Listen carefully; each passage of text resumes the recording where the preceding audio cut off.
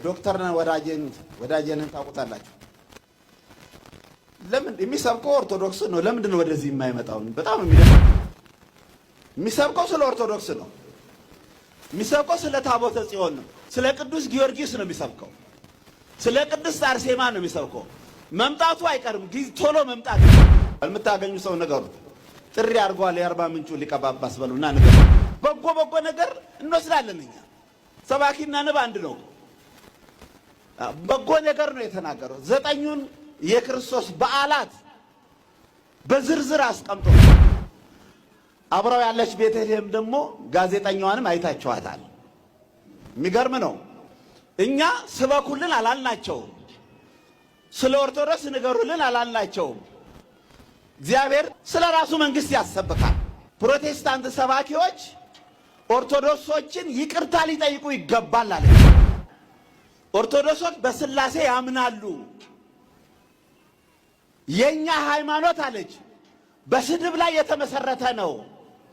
ኦርቶዶክስን የሚያጥላላ ሌላ ጋም ሰብኬዋለሁ። ይሄን ነገር እውነቱን ነው የምንነጋገረው። እነዚህ ሰዎች ይመጣሉ ብዬ ተስፋ አደርጋለሁ። ዝም ብሎ እኮ ሰው አይናገርም። ከመሬት ተነስቶ እዚህ ውስጥ እርሾ ሳይኖረው አይናገርም። ኦርቶዶክሶችን እየሰደብን ነው የመጣ ነው፣ እያጥላላን ድንግል ማርያምን ቅዱሳኑን እያጥላላን ነው የመጣው። የኛ ሃይማኖት የፍየል ቁርጥ ከተማ ውስጥ የሚበሉ የኛ ሰባኪያን ጥሬ የሚቆረጥሙ ገዳም ያሉትን መነኮሳት መንቀፍ አይችሉም ማለት ነው።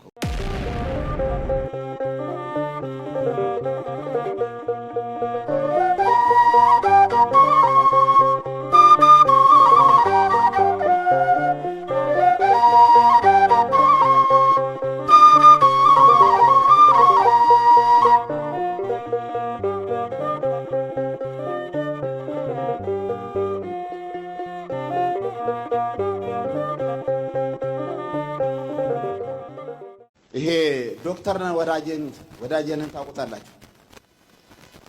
ለምን የሚሰብከው ኦርቶዶክስ ነው? ለምንድን ነው ወደዚህ የማይመጣው? በጣም የሚደንቅ ነው። የሚሰብከው ስለ ኦርቶዶክስ ነው። የሚሰብከው ስለ ታቦተ ጽዮን ነው። ስለ ቅዱስ ጊዮርጊስ ነው የሚሰብከው። ስለ ቅድስት አርሴማ ነው የሚሰብከው። መምጣቱ አይቀርም፣ ቶሎ መምጣት እኮ ነው። ቶሎ መምጣት ያስፈልጋል። የምታገኙ ሰው ነገሩ ጥሪ አድርጓል። የአርባ ምንጩ ሊቀ ጳጳስ በሉና ንገሩልኝ። 9ኙን የክርስቶስን በዓላት ሲዘረዝር አንብባችሁታል እኮ ታውቁታል። የምታውቁትን በጎ ነገር እንወስዳለን እኛ። ሰባኪና ንብ አንድ ነው። በጎ ነገር ነው የተናገረው። 9ኙን የክርስቶስ በዓላት በዝርዝር አስቀምጦታል።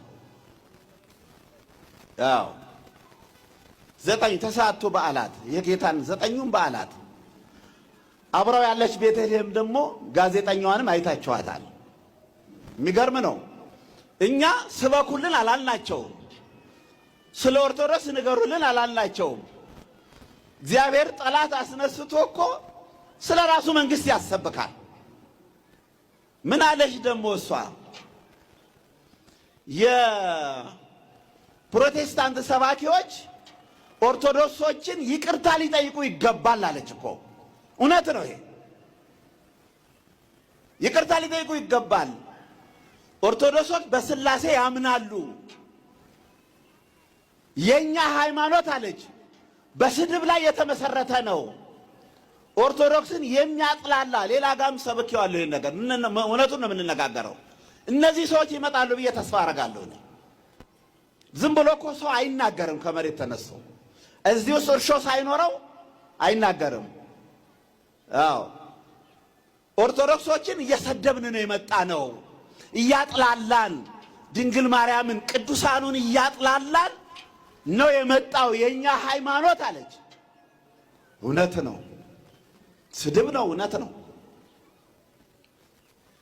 እና የፍየል ቁርጥ ከተማ ውስጥ የሚበሉ የኛ ሰባኪያን ጥሬ የሚቆረጥሙ ገዳም ያሉትን መነኮሳት መንቀፍ አይችሉም ማለት ነው። እውነት ነው። አሁን እነሱ ልሰብካቸው አይደለም። እኔ በእውነቱ እግዚአብሔር ያናገራቸውን ለመናገር ነው።